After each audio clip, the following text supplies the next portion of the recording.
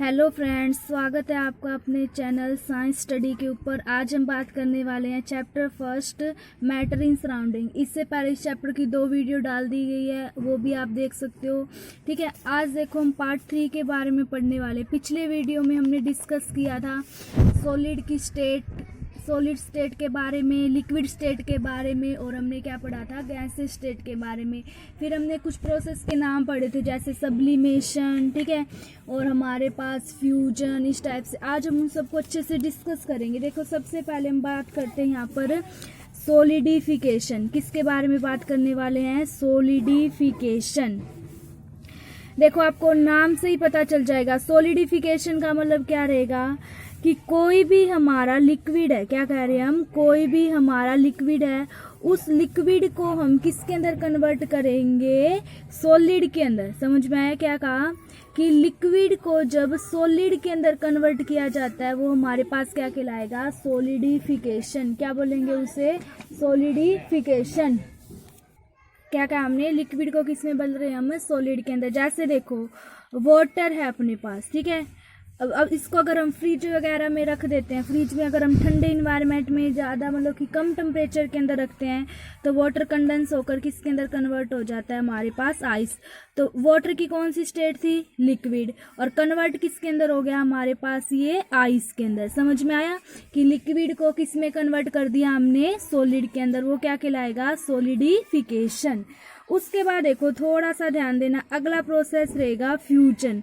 कौन सा प्रोसेस रहेगा? फ्यूजन। फ्यूजन में क्या रहेगा? सॉलिड को हम किसके अंदर कन्वर्ट कर रहे होंगे? लिक्विड के अंदर। वो प्रोसेस जिसके अंदर सॉलिड को हम किसके अंदर कन्वर्ट करते देते हैं?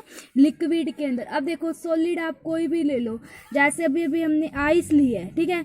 अगर आइस को आप हीट करोगे या फिर कोई भी हमारे पास आइसक्रीम वगैरह होती है वो सॉलिड के अंदर है, ठीक है, उसको हम हीट कर देते हैं, ठीक है।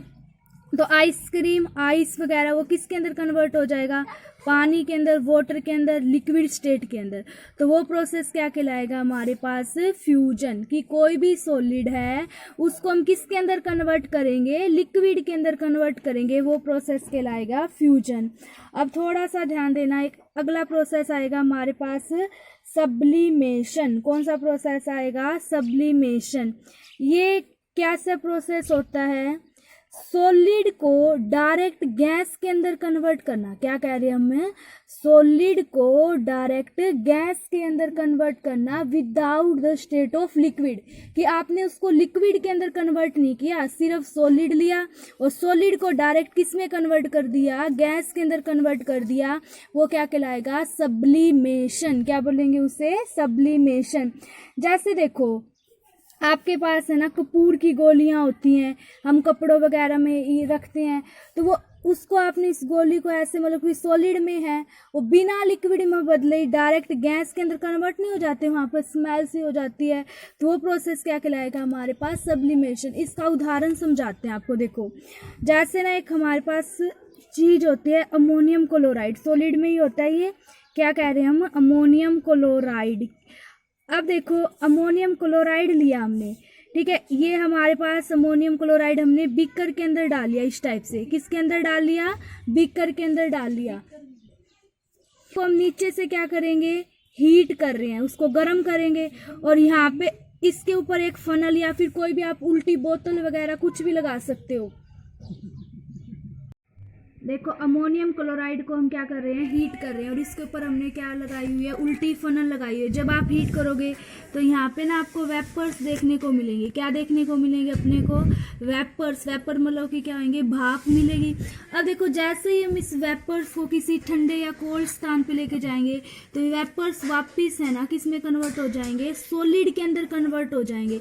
तो सॉलिड का गैस के अंदर कन्वर्ट होना और गैस का वापिस सॉलिड के अंदर कन्वर्ट होना क्या कहलाएगा? सब्लिमेशन। क्या कहलाएगा? अमोनियम क्लोराइड, कैम्फर पढ़ा हमने अभी अभी, ठीक है। और अमोनियम क्लोराइड, ये क्या, ये कौन सा प्रोसेस शो करते हैं? सब्लिमेशन। कौन सा प्रोसेस शो करेंगे? ये सब्लिमेशन। उसके बाद देखो, अगला प्रोसेस रहेगा हमारे पास बॉइलिंग। क्या रहेगा? बॉइलिंग। आपको नाम से वैसे पता चल जाएगा, बॉइलिंग का मतलब क्या होता है? उबालना। क्या रहेगा हमारे पास? किसी भी चीज को हम क्या करते हैं? बॉइल करते हैं, ठीक है। देखो, वो प्रोसेस जिसके अंदर हम किसी भी लिक्विड को हीट करके किसके अंदर कन्वर्ट करते हैं, उसके वेपर्स के अंदर कन्वर्ट करते हैं। ठीक है, कि particle from the bulk of liquid change into the vapour. वो टेम्परेचर जिसके ऊपर कोई भी अपने पास क्या होता है, लिक्विड है, वो वेपर के अंदर चेंज हो जाता है, उसे बोलेंगे उसका बॉइलिंग पॉइंट। जैसे पानी होता है वाटर, वो 100 डिग्री सेल्सियस पे क्या हो जाता है, गर्म हो जाता है। 100 डिग्री सेल्सियस पे क्या हो जाएगा, वो गर्म हो जाता है। ठीक है, या फिर आप क्या बोल सकते हो, 373 केल्विन। ये भी समझ लो थोड़ा सा। देखो 0 डिग्री सेल्सियस में कितने हमारे पास कितने के इक्वल होता है, वो 273 केल्विन के इक्वल होगा। ठीक है, अब 1 डिग्री सेल्सियस किसके इक्वल हो जाएगा, हमारे पास 273 केल्विन के। 0 डिग्री सेल्सियस है वो किसके इक्वल रहेगा, हमारे पास 273 केल्विन। ठीक है, तो 100 डिग्री सेल्सियस है वो हमारे पास किसके इक्वल हो जाएगा, 273 प्लस में क्या हो जाएगा 100, तो आंसर क्या आ जाएगा हमारे पास यहाँ पर 373 केल्विन। ठीक है, क्योंकि 0 डिग्री 273 के, तो 100 डिग्री किसके हो जाएगा 273 प्लस 100, तो क्या हो जाएगा 373 केल्विन। ठीक है, उसके बाद देखो अगला प्रोसेस रहेगा वेपोराइजेशन। क्या रहेगा, वेपोराइजेशन। वेपोराइजेशन का मतलब होता है कि लिक्विड को किसके अंदर बदलना, गैस के अंदर बदलना। लिक्विड को किसके अंदर बदलना, गैस के अंदर बदलना। लिक्विड का गैस के अंदर क्या होना, कन्वर्ट होना। अब देखो अगली डेफिनेशन रहेगी हमारे पास मेल्टिंग पॉइंट। क्या रहेगी, मेल्टिंग पॉइंट।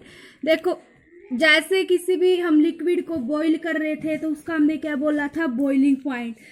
तो जब हमारे पास वो मिनिमम टेम्परेचर जिसके ऊपर सॉलिड है वो पिघल कर मेल्ट होके किसके अंदर बदल जाता है, लिक्विड के अंदर। क्या कहा हमने, सॉलिड किसके अंदर बदल जाता है, लिक्विड के अंदर मेल्ट होके उस टेम्परेचर के ऊपर, उसको क्या बोला जाएगा, मेल्टिंग पॉइंट। जैसे आइस है वो हमारे पास कितने डिग्री सेल्सियस पर मेल्ट हो जमती थी, 0 डिग्री सेल्सियस पे। ठीक है, उसके बाद देखो आगे हमारे पास 2 डेफिनेशन रहेगी, latent heat of fusion and latent heat of vaporisation. क्या रहेगा, सबसे पहले लैटेंट हीट ऑफ फ्यूजन।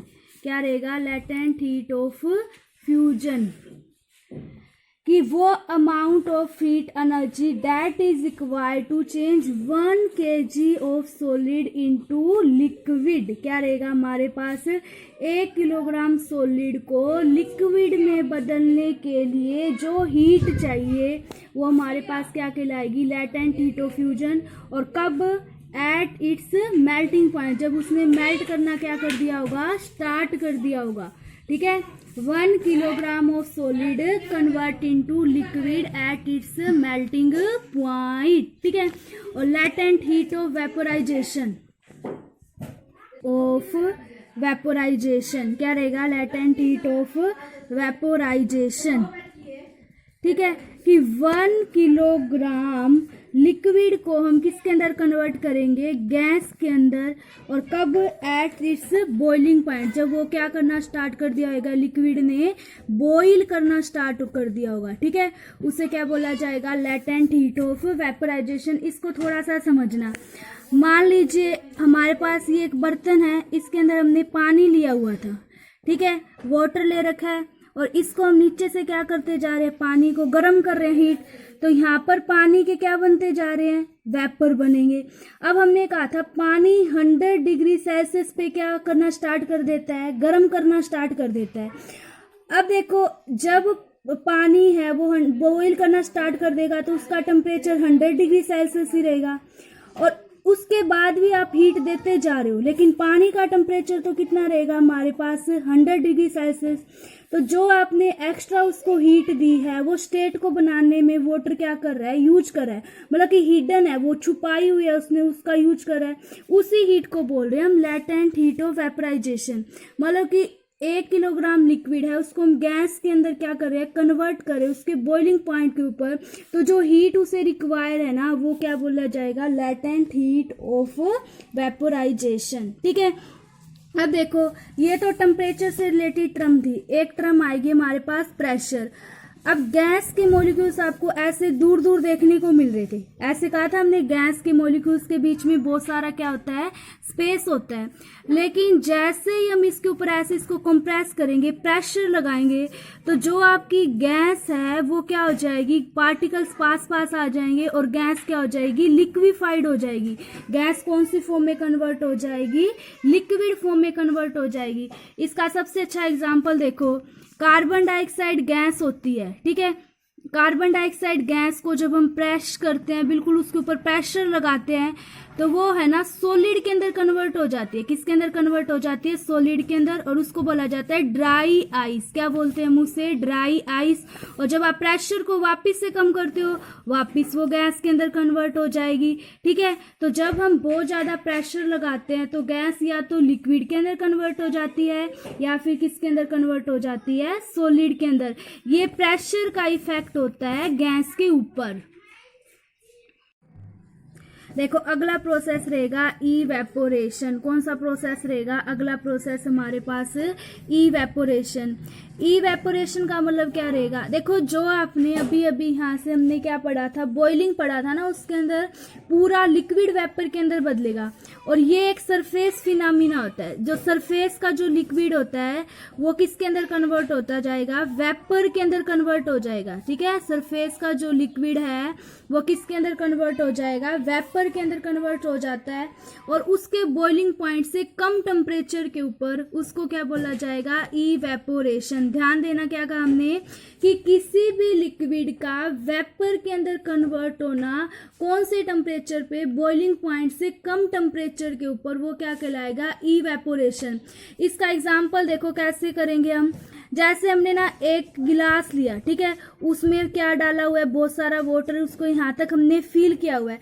जब आपने फिल किया तो आपने इसको यहाँ पर टिक मार्क नंबर 1 दे दिया, ठीक है। इस गिलास को 2-3 दिन के लिए बिना डिस्टर्ब किए अगर हम धूप में रख देते हैं तो आप क्या नोट करोगे कि पानी का लेवल यहाँ पे 1 पे है ना, इधर आप पानी देखोगे कि यहाँ पर थोड़ा सा नीचे पहुंच गया है ना। तो ये वाले जो वाटर है वो कन्वर्ट होके किस में चला गया होगा, वेपर के अंदर चला गया, ठीक है। इसी प्रोसेस को क्या बोलेंगे, इवेपोरेशन। और यहाँ पे पानी का टेम्परेचर आपको 100 डिग्री सेल्सियस नहीं मिलेगा, उससे कम मिलेगा, ठीक है। तो ये क्या कहलाएगा हमारे पास, इवेपोरेशन। देखो इसको कौन कौन से फैक्टर इफेक्ट करते हैं। सबसे पहले इसको इफेक्ट करता है सरफेस एरिया। देखो एक तो आप गिलास में पानी लेना और एक आप प्लेट में पानी लेना, तो इसका जो सरफेस एरिया है वो क्या रहेगा, ज्यादा, और इसका सरफेस एरिया क्या रहेगा, कम। तो यहाँ पर इवेपोरेशन रेट है वो ज्यादा आएगा क्योंकि सरफेस एरिया क्या है, ज्यादा। सरफेस एरिया जहाँ पे कम, इवेपोरेशन रेट वहाँ पे क्या रहेगी, कम। और जहाँ पे सरफेस एरिया ज़्यादा वहाँ पे इवेपोरेशन रेट क्या रहेगी, ज़्यादा, ठीक है। जैसे एक और एग्जांपल ले लेते हैं। एक तो हमारा कपड़ा हमने ऐसे बिल्कुल गुचड़ मुचड़ किया हुआ है और एक कपड़े को बिल्कुल सीधा स्ट्रेट किया हुआ है, तो ये वाला कपड़ा तो कम लेट सूखेगा, ठीक है, क्योंकि यहाँ पे इवेपोरेशन रेट क्या रहेगी, कम। और ये जो सीधा कपड़ा किया हो ना, ये वाला जल्दी सूख जाएगा, ठीक है। तो यही इफेक्ट पड़ता है सरफेस एरिया का कि सरफेस एरिया ज्यादा, इवेपोरेशन रेट ज्यादा, सरफेस एरिया कम, इवेपोरेशन रेट कम। ध्यान से समझना, जितना ज्यादा टेम्परेचर, क्या कह रहे हैं हमने, टेम्परेचर अगर ज्यादा होगा तो हमारे पास इवेपोरेशन रेट है वो भी क्या हो जाएगी, मैक्सिमम। ये उदाहरण आप अच्छे से समझ सकते हो। देखो जब हम पानी को ज़्यादा हीट देंगे तो वो जल्दी जल्दी गर्म होके वेपर के अंदर कन्वर्ट होगा ना, अगर कम हीट देंगे तो वेपर क्या बनेंगे, कम। इसे याद रख लेना, जितना ज़्यादा टेम्परेचर इवेपोरेशन रेट ज़्यादा। और ज़्यादा क्यों होगी, क्योंकि जितनी ज़्यादा हीट मिलेगी तो उनकी काइनेटिक एनर्जी है जो पार्टिकल्स की वो क्या होती जाएगी, इंक्रीज, और वो क्या करना स्टार्ट कर देंगे, मूव करना स्टार्ट कर देंगे। और लिक्विड है वो काइनेटिक एनर्जी है वो क्या हो जाती है, इंक्रीज हो जाएगी। और पार्टिकल्स मूव करेंगे और मूव करेंगे तो उनके अंदर स्पेस है वो ज़्यादा आएगा, तो किसके अंदर कन्वर्ट होते जाएंगे, वो वेपर के अंदर क्या होंगे, कन्वर्ट होंगे। ह्यूमिडिटी, ये तो आपको पता ही है, हमारे एटमॉस्फेयर के अंदर क्या होना, नमी होना। अब देखो, एक तो हम गर्मियों में कपड़े सुखाएं, ठीक है, और एक हम जैसे रेनी सीजन आ जाता है, बारिश जैसे उस टाइम सुखाएं, तो आप देखोगे कि गर्मियों में जो कपड़े हैं वो इवेपोरेशन रेट है वो जल्दी जल्दी सूख जाएंगे, क्योंकि वहां पर एटमॉस्फेयर के अंदर क्या नहीं होती, ह्यूमिडिटी, नमी नहीं होती। लेकिन जैसे ही बारिश वाले सीजन में कपड़े सुखाते हैं तो आप क्या देखते हो, कपड़े उस गर्मियों की अपेक्षा लेट सूखते, तो यहाँ पर इवेपोरेशन रेट है वो क्या हो जाती है, कम हो जाती है, ठीक है। तो ह्यूमिडिटी क्या रहेगा, जितनी ज्यादा ह्यूमिडिटी, इवेपोरेशन रेट उतनी क्या हो जाएगी, कम। क्या कहा, ह्यूमिडिटी ज्यादा तो इवेपोरेशन रेट क्या हो जाएगी, कम, और ह्यूमिडिटी कम तो इवेपोरेशन रेट क्या हो जाएगी, ज्यादा, ठीक है। उसके बाद देखो वाइंड स्पीड, हवा की गति। अगर ये तो आपको पता ही है, हवा जितनी ज्यादा तेज और गर्म चलेगी, इवेपोरेशन रेट है वो उतनी ही जल्दी जल्दी और ज्यादा होगा, ठीक है।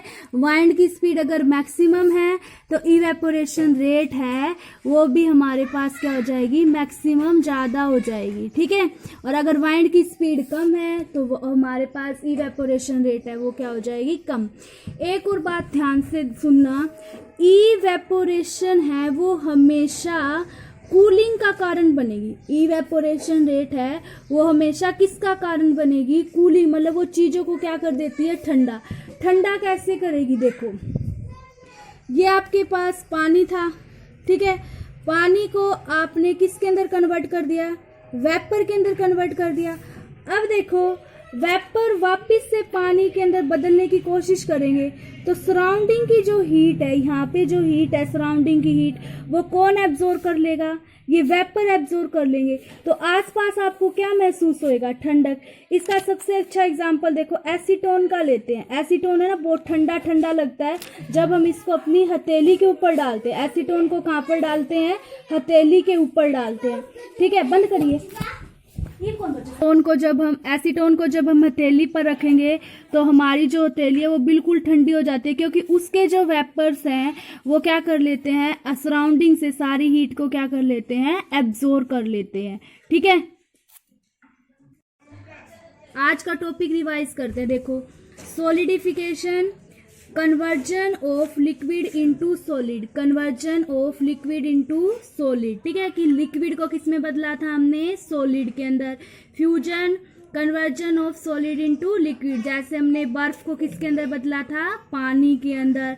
Sublimation is the change of gases state directly to solid state, कि गैस को किसके अंदर बदलना, सॉलिड के अंदर, या सॉलिड को डायरेक्ट किसके अंदर बदलना, गैस के अंदर, ठीक है, without going through liquid state, बिना उसको लिक्विड में बदले। जैसे हमने कैम्फर, अमोनियम क्लोराइड एग्जाम्पल पढ़े थे, ठीक है। बॉइलिंग क्या रहेगा कि पार्टिकल्स है फ्रॉम द बल्क, मतलब कि पूरे पार्टिकल्स लिक्विड के किसके अंदर कन्वर्ट हो जाते हैं, वेपर स्टेट के अंदर। जैसे पानी का जो बॉइलिंग पॉइंट है वो 373 केल्विन या फिर 100 डिग्री सेल्सियस मानते थे हम, ठीक है। वेपोराइजेशन, किसी भी लिक्विड को किसके अंदर बदलना, गैस के अंदर। जैसे पानी को किसके अंदर बदलना, भाप के अंदर, ठीक है। मेल्टिंग पॉइंट, वो मिनिमम टेम्परेचर जिसके ऊपर कोई भी सॉलिड है वो पिघलना स्टार्ट कर देता है और क्या बन जाता है, लिक्विड बन जाता है। एट द एटमॉस्फेरिक प्रेशर, कौन से प्रेशर के ऊपर, इन्वायरमेंट का अंदर जो प्रेशर होता है एटमॉस्फेयर प्रेशर, उसको क्या बोला जाएगा, मेल्टिंग पॉइंट। जैसे हमारे पास आइस है वो कितने टेम्परेचर पर मेल्ट करना स्टार्ट कर देगी, 0 डिग्री सेल्सियस पे। अगली डेफिनेशन क्या रहेगी, लेटेंट हीट ऑफ फ्यूजन, कि amount of heat of energy, की वो एनर्जी का अमाउंट जो हमें चाहिए होता था क्या करने के लिए, 1 kg of solid into liquid, कि 1 किलोग्राम सॉलिड को किसके अंदर कन्वर्ट करने के लिए, लिक्विड के अंदर, एट इट्स मेल्टिंग पॉइंट, जब उसने क्या स्टार्ट कर दिया था, मेल्ट करना स्टार्ट कर दिया था। मेल्ट का याद होएगा ना, अभी पिघलना, ठीक है। और लेटेंट हीट ऑफ वेपराइजेशन, कि वो हीट एनर्जी जो हमें चाहिए होती थी 1 किलोग्राम लिक्विड को किसमें बदलने के लिए गैस के अंदर, और कौन से टेम्परेचर के ऊपर, उसके बॉइलिंग पॉइंट के ऊपर, ठीक है। Fact of change of pressure, कि हम किसी भी गैस के ऊपर जब प्रेशर लगाएंगे तो गैस है वो या तो लिक्विड के अंदर कन्वर्ट हो जाएगी या फिर सॉलिड के अंदर। जैसे हमने कार्बन डाइऑक्साइड गैस को कंप्रेस किया था तो वो उसके अंदर कन्वर्ट हो गई थी सॉलिड के अंदर, और आपने उसको क्या बोला था, ड्राई आइस, ठीक है। कि अगर हम किसी भी गैस को कंप्रेस करते हैं सिलेंडर के अंदर तो उनके बीच के अंदर जो पार्टिकल की डिस्टेंस है वो कम हो जाती है, और फाइनली जो हमारी गैस है वो क्या हो जाएगी, लिक्विफाइड, मतलब कि लिक्विड के अंदर कन्वर्ट हो जाती है, ठीक है। इवेपोरेशन क्या रहेगा, ये हमारे पास it is a surface phenomena. कौन सा फिनोमिना, सरफेस के ऊपर होने वाला, कि जो सरफेस के जो लिक्विड पार्टिकल्स है वो चेंज होके किसके अंदर कन्वर्ट हो जाएंगे, वेपर्स के अंदर, और कोई भी टेम्परेचर, लेकिन वो टेम्परेचर उसके बॉइलिंग पॉइंट से क्या होगा, कम होगा। इसी को हमने क्या बोला, इवेपोरेशन, ठीक है। अब देखो कौन कौन से फैक्टर इसको इफेक्ट करते हैं। सबसे पहले हमने कहा था सरफेस एरिया, कि रेट ऑफ इवेपोरेशन इंक्रीज हो जाती है अगर हम सरफेस एरिया को क्या करेंगे, इंक्रीज। याद है हमें कि हमने एक गिलास में उसको पानी को कर रहे थे और एक हमारे पास प्लेट, तो प्लेट वाला सरफेस एरिया ज़्यादा था इसलिए इवेपोरेशन रेट वहाँ पे ज़्यादा था। और कपड़े को अगर हम बिल्कुल स्ट्रेट सीधा करके सुखाएंगे तो वो जल्दी सूखेगा, लेकिन अगर उसको गुचड़ मुचड़ ऐसे कर देंगे तो वो क्या होएगा, जल्दी नहीं सूखता, ठीक है। टेम्परेचर इवेपोरेशन है वो इंक्रीज होता है टेम्परेचर को क्या करने पे, इंक्रीज करने पे, क्योंकि इंक्रीज जब हम टेम्परेचर को करते हैं तो मोर नंबर ऑफ पार्टिकल्स हैं उनको बहुत ज़्यादा काइनेटिक एनर्जी मिलती है, और वो किसके अंदर कन्वर्ट होते जाएंगे, वेपर स्टेट के अंदर। ह्यूमिडिटी, ये भी आप पढ़ चुके हो, अभी पढ़ा था ना हमने, कि रेट ऑफ इवेपोरेशन है वो डिक्रीज हो जाएगी अगर हम ह्यूमिडिटी को क्या करेंगे, इंक्रीज। अगर हमारे वातावरण के अंदर नमी होगी तो इवेपोरेशन रेट है वो क्या रहेगी, कम, ठीक है। वाइंड स्पीड, अगर हवा की गति तेज रहेगी तो रेट ऑफ इवेपोरेशन है वो भी क्या हो जाएगी, इंक्रीज। और इवेपोरेशन हमेशा किसका कारण बनेगा, हमेशा कूलिंग। देखो क्योंकि जो particles of liquid absorb energy from surrounding, वो सराउंडिंग से एनर्जी को क्या कर लेते हैं, एब्जॉर्ब कर लेते हैं, to regain the energy lost during evaporation. बताया था ना, जो वेपर बन जाते हैं वो वापिस से लिक्विड बनने के लिए क्या करते हैं, सराउंडिंग से सारी हीट एब्जॉर्ब कर लेते हैं, तो सराउंडिंग वाला एरिया कैसा हो जाता है, ठंडा ठंडा हो जाएगा, ठीक है। तो this absorption of energy from surrounding make the surrounding cold, तो चारों तरफ का वातावरण हमें वहां पर कैसा देखने को मिलेगा, कोल्ड कोल्ड देखने को मिलेगा। जैसे हमने एग्जांपल पढ़ा था, एसीटोन को हम हथेली के ऊपर डालेंगे तो एसीटोन के वेपर है हमारी हथेली से सारी एनर्जी क्या कर लेंगे, एब्जॉर्ब कर लेते हैं, तो एनर्जी एब्जॉर्ब कर लेंगे तो हाथ को कैसा फील होगा, कूल कूल फील होगा, ठीक है। तो आज का टॉपिक हमारा यहाँ तक ही। थैंक्स वीडियो देखने के लिए। अगर आपको वीडियो अच्छी लगे लाइक करें, शेयर करें और चैनल को सब्सक्राइब करें। Thank you.